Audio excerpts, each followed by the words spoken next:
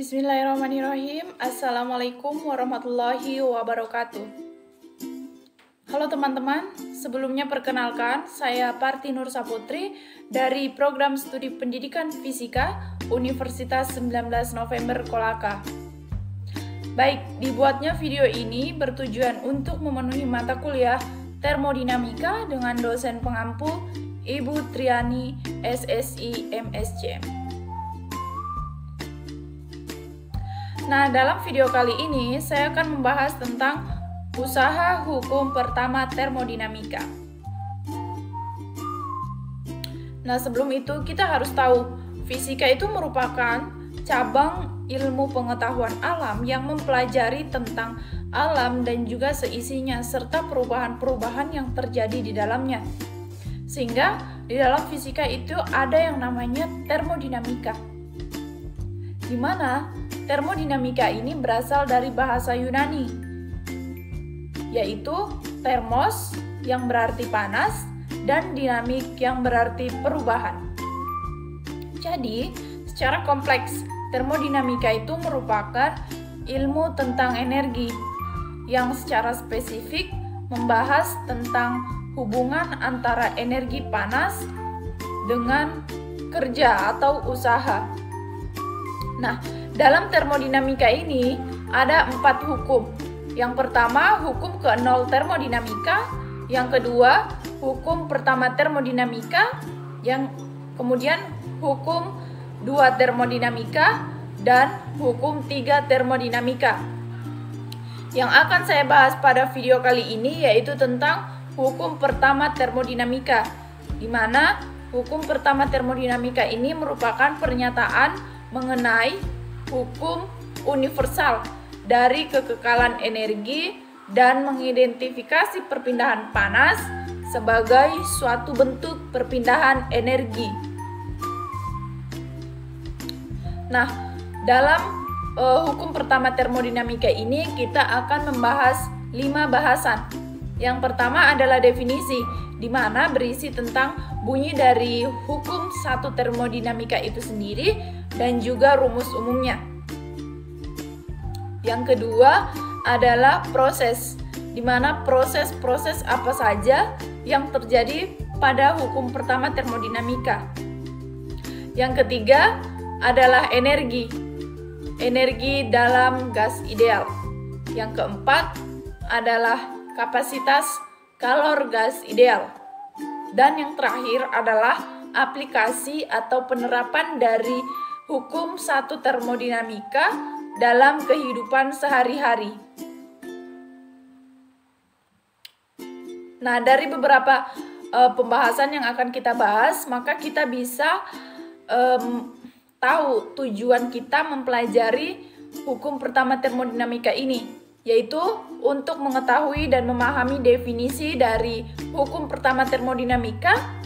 Yang kedua, untuk mengetahui dan memahami proses yang terjadi dalam hukum pertama termodinamika. Yang ketiga, untuk mengetahui dan memahami tentang energi pada gas ideal.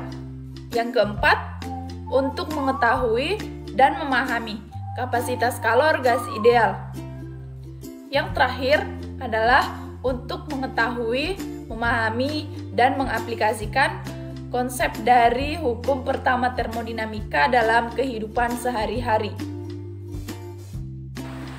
Nah, yang akan kita bahas pertama adalah tentang definisi, di mana di dalamnya berisi tentang bunyi dari hukum termodinamika itu sendiri, kemudian konsepnya dan juga rumus umumnya. Nah, bunyi dari hukum pertama termodinamika itu yaitu kenaikan energi internal dari suatu sistem termodinamika sebanding dengan jumlah energi panas yang ditambahkan ke dalam sistem dikurangi dengan kerja atau energi yang dilakukan oleh sistem terhadap lingkungannya. Nah, konsepnya di sini bisa dilihat pada slide bahwa ada sebuah sistem, di dalamnya terdapat delta U atau perubahan energi dalam. Nah, apabila ada kalor masuk, kemudian sistem tersebut melakukan usaha ataupun menerima usaha dari luar lingkungan, sehingga diperoleh rumusnya adalah untuk energi dalam, perubahan energi dalam, yaitu delta U sama dengan Q dikurangi W, atau pada artikel lain atau jurnal lain atau buku lain itu delta U sama dengan Q in dikurangi W out, di mana delta U adalah perubahan energi dengan satuan joule, kemudian W atau W out itu adalah usaha yang dilakukan oleh sistem maupun usaha yang masuk dari lingkungan. Kemudian Q dan Q in, Q itu adalah kalor, baik itu kalor yang masuk maupun kalor yang keluar dari sistem. Nah, sebagai catatan di sini untuk nilai Q positif apabila panas atau kalor ditambahkan dari sistem. Sebaliknya, jika keluar dari sistem, maka Q itu bernilai negatif. Jadi bisa dilihat di sini, apabila ada kalor masuk, maka nilai Q-nya adalah positif. Nah, apabila ada kalor dalam sistem itu keluar, maka nilai Q-nya adalah negatif. Nah, untuk catatan yang kedua, usaha atau W itu akan bernilai positif jika sistem melakukan sebuah usaha. Sebaliknya, jika sistem itu bernilai negatif apabila sistem menerima usaha dari luar. Jadi, apabila dalam sistem ini melakukan sebuah usaha, maka W-nya itu bernilai positif.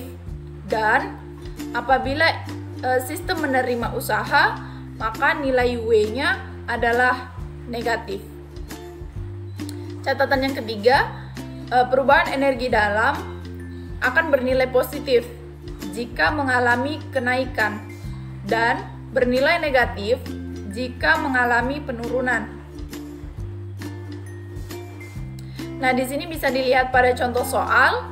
Contoh soal pertama, gas yang berada di dalam sistem diberi kalor sebesar 200 joule. Setelah itu, gas diberi usaha sebesar 125 joule. Yang ditanyakan, berapakah perubahan energi dalam gas tersebut? Nah, di sini pada soal sudah kita ketahui bahwa untuk nilai Q adalah 200 joule. Dan Q itu bernilai positif karena sistem tersebut menyerap atau menerima kalor dari lingkungan ke dalam sistem. Untuk nilai W itu bernilai negatif, yaitu negatif 125, karena W itu karena sebuah sistem tersebut menerima usaha dari luar lingkungannya, sehingga bernilai negatif. Di sini bisa langsung kita kasih masuk untuk rumusnya. Delta U sama dengan Q dikurangi W, berarti diperoleh sebesar 325 joule. Nah, untuk contoh kedua, di dalam ruangan tertutup terdapat gas yang memuai dengan menyerap kalor sebesar 350 joule dan melakukan usaha sebesar 250 joule. Berapakah kenaikan energi dalam gas tersebut? Nah, di sini bisa kita jawab sama-sama. Untuk yang diketahui nilai W usahanya adalah 250 joule. Mengapa bernilai positif? Karena sistem tersebut melakukan usaha, bukan menerima usaha dari luar, sehingga nilai W-nya adalah positif. Dan untuk Q itu kalornya sebesar 350 joule, bernilai positif juga karena dia menyerap. Sebuah sistem tersebut menyerap kalor, bukan mengeluarkan kalor, sehingga bernilai positif. Nah, di sini yang ditanyakan adalah delta U, perubahan energi dalam gas. Nah, langsung bisa kita kasih masuk untuk nilai delta U dengan rumus Q dikurangi W, sehingga diperoleh nilai delta U itu sebesar 100 Joule.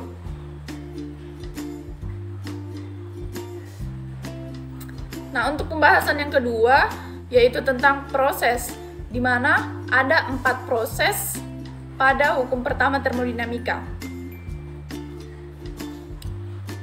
Nah, proses pertama adalah proses isobarik. Proses isobarik ini merupakan proses perubahan sistem pada tekanan tetap. Nah, jika sebuah kalor diberikan kepada sistem dengan tekanan tetap, maka volumenya akan bertambah seiring dengan pertambahan kalornya. Nah, ini berarti sistem tersebut melakukan sebuah usaha atau kerja, sehingga diperoleh untuk persamaan isobarik yaitu W sama dengan P dikali delta V, di mana P adalah tekanan, delta V itu adalah perubahan volume, di mana nilai delta V adalah V2, V akhir, dikurangi dengan V1, V awal, volume awal, sehingga diperoleh untuk W usaha sama dengan P dikali dengan V2 dikurang V1. Dimana jika kita masukkan pada persamaan termodinamika pertama, maka diperoleh untuk perubahan energi dalam gas tersebut adalah delta U sama dengan U2 dikurang U1 sama dengan Q-in dikurang P delta V.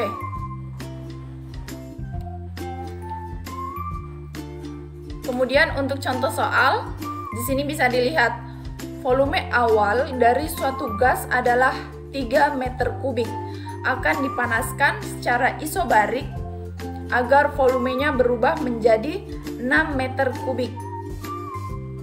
Jika diketahui tekanan gas adalah 2 atmosfer, berapakah usaha luar gas tersebut? Di mana 1 atmosfer itu sama dengan 1,01 dikali 10 pangkat 5 Pascal. Nah, di sini dapat kita selesaikan. Pertama, kita ketahui dalam soal untuk nilai V1 adalah 3 meter kubik dan V2 adalah 6 meter kubik, di mana nilai P tekanannya adalah 2 atmosfer.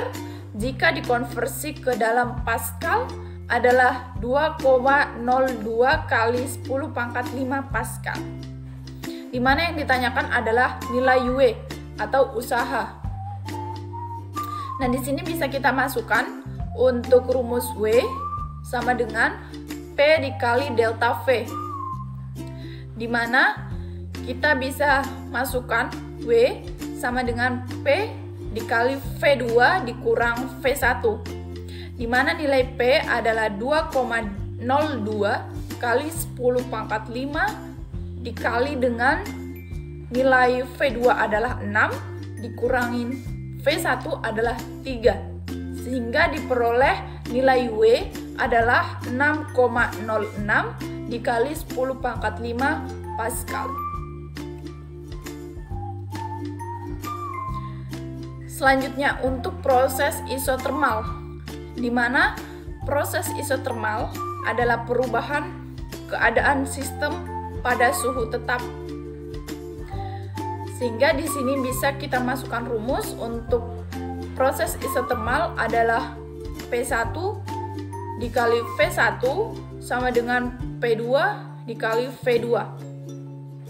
Di mana P adalah tekanan, P1 adalah tekanan awal, kemudian P2 tekanan akhir, V1 adalah volume awal, dan V2 adalah volume akhir.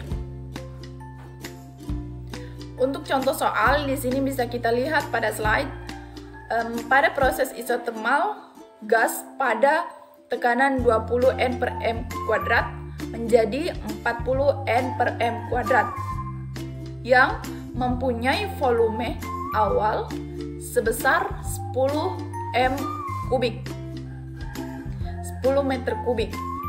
Maka volume akhir gas tersebut adalah, nah di sini yang ditanyakan adalah volume akhir, berarti V2.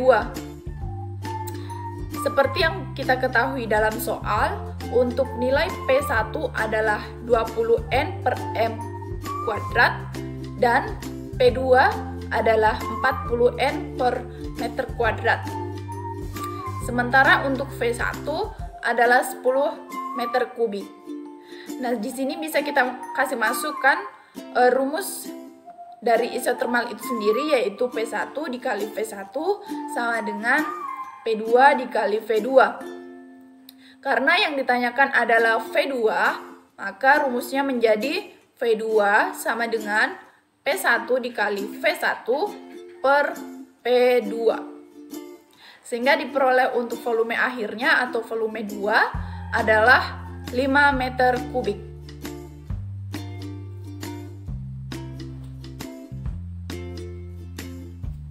Nah, selanjutnya adalah proses isohorik, di mana proses isohorik ini merupakan proses di mana sistem tidak mengalami perubahan volume, walaupun sejumlah kalori itu masuk maupun keluar dari sistem. Nah, ini memberikan pengertian bahwa sistem itu tidak melakukan atau menerima usaha, atau dengan kata lain, usaha yang dilakukan sistem atau yang dilakukan di lingkungan pada sistem sama dengan 0. Berarti nilai W adalah 0. Sehingga diperoleh untuk delta U-nya adalah U2 dikurang U1 sama dengan Q atau Qin dikurangi dengan 0 karena nilai W-nya adalah 0. Sehingga nilai delta U itu sama dengan Q. Di mana nilai Q itu kita bisa dapatkan dengan rumus Q sama dengan 3/2 NR delta T.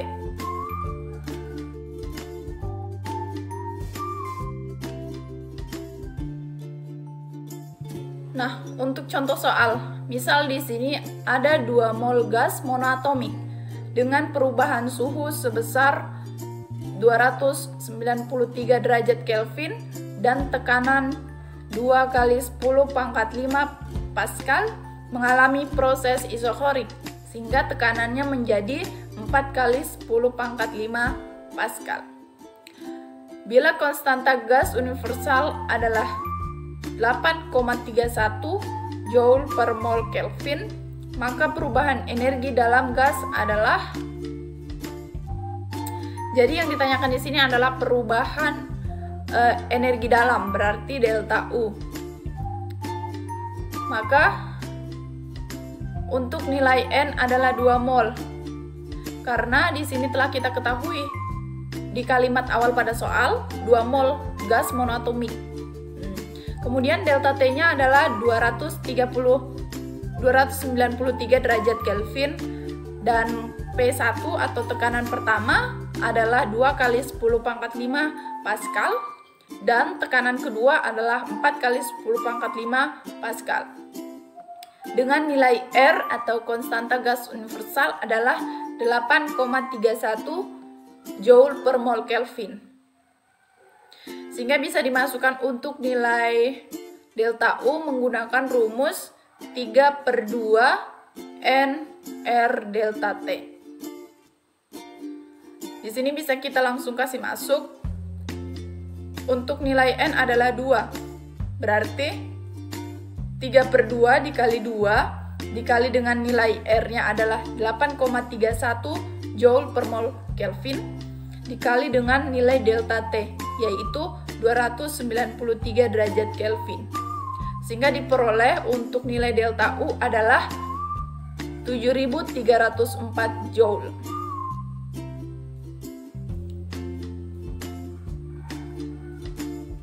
Nah, proses selanjutnya adalah proses adiabatik, di mana tidak ada kalor yang masuk ataupun keluar.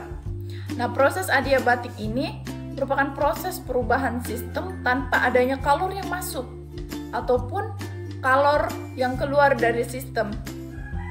Walaupun tidak ada kalor yang masuk atau keluar, tetapi suhunya tetap. Nah, proses adiabatik ini dapat dilakukan dengan cara menutup sistem serapat-rapatnya, sehingga tidak ada pertukaran kalor dengan lingkungannya. Ini berarti nilai Q-nya adalah sama dengan 0. Nah, jika dimasukkan dalam persamaan termodinamika, pertama, maka diperoleh delta U itu sama dengan U1 dikurang U2 dikurang U1 sama dengan Q dikurangi W. Dimana untuk nilai Q in atau nilai Q-nya itu adalah 0. Sehingga delta U itu sama dengan minus W.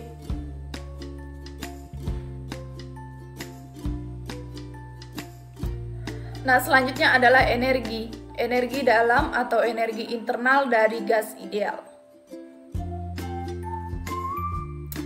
Energi dalam atau energi internal gas ideal ini hanya bergantung pada suhunya, bukan pada tekanan atau volumenya. Untuk kasus gas ideal, besarnya perubahan energi dalam hanya bergantung pada temperatur saja. Nah, hal ini dapat diuji dengan muai bebas. Bisa dilihat pada uji gas ideal ini pada tabung vakum. Di sini terdapat suatu gas dengan yang warna ungu adalah pembatas, di mana vakum ini kosong. Kemudian apabila pembatas ini ditarik, maka vakum yang kosong itu akan bercampur. Nah, apabila dimasukkan sebuah termometer, maka kita akan mengukur suhunya.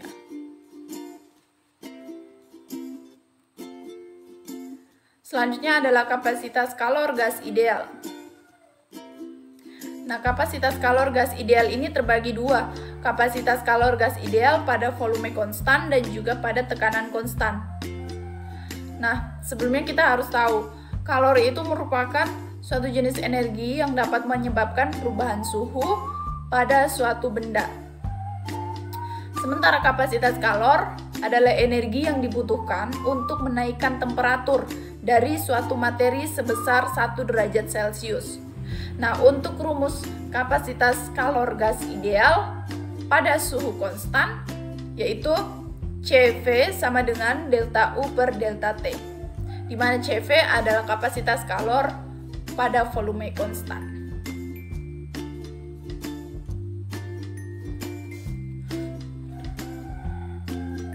Nah, selanjutnya adalah kapasitas kalor pada tekanan konstan, di mana rumus umumnya adalah CP sama dengan CV tambah NR.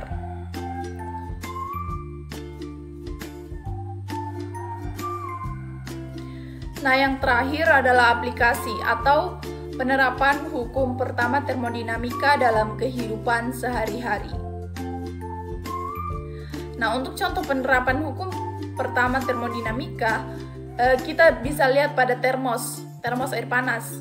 Nah, dengan menggunakan bahan yang bersifat adiabatik, sehingga menghambat terjadinya pertukaran kalor antara sistem ke lingkungan maupun lingkungan ke sistem, sehingga tidak terjadi penurunan suhu. Jadi, jika kita memasukkan air panas pada termos itu dan ditutup serapat-rapatnya, maka suhunya akan tetap. Kemudian, alasan kenapa semua termos itu memiliki kaca putih dan mengkilap di dalamnya, yaitu karena dibandingkan warna gelap, putih itu sedikit menyerap kalor. Selain dihambat oleh kaca, kalor juga dihambat oleh celah hampa udara antara tabung dan juga kaca. Nah, kemudian dihambat oleh celah udara antara tabung dan dinding, karena udara itu merupakan penghantar panas yang sangat buruk. Terakhir, dihambat lagi oleh lapisan terluar termos atau yang kita sentuh dengan tangan kita.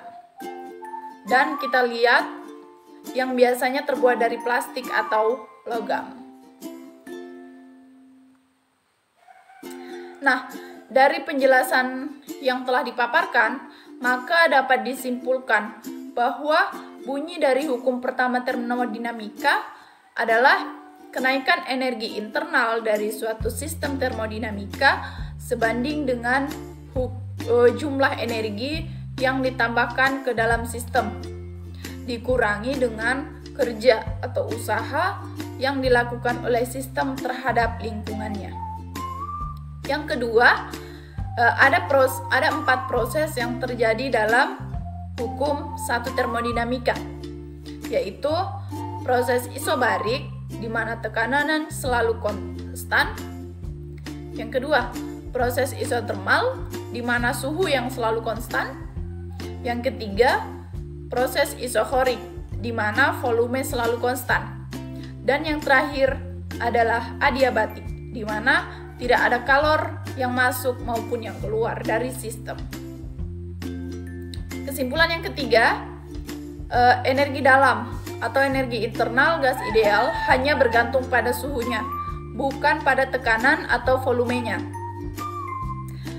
Kesimpulan yang keempat, untuk kalor. Kalor itu merupakan jenis energi yang dapat menyebabkan perubahan suhu pada suatu benda. Sementara kapasitas kalor itu sendiri adalah energi yang dibutuhkan untuk menaikkan temperatur dari suatu materi sebesar 1 derajat Celcius. Nah, kapasitas kalor ini ada 2, kapasitas kalor pada volume konstan dan juga kapasitas kalor pada tekanan konstan. Nah, kesimpulan yang terakhir, penerapan hukum termodinamika pertama bisa kita aplikasikan pada termos dengan menggunakan bahan yang bersifat adiabatik. Nah, demikianlah pemaparan materi tentang usaha hukum pertama termodinamika. Apabila ada yang mau ditanyakan, silakan bisa hubungi atau komen pada kolom komentar di YouTube. Terima kasih.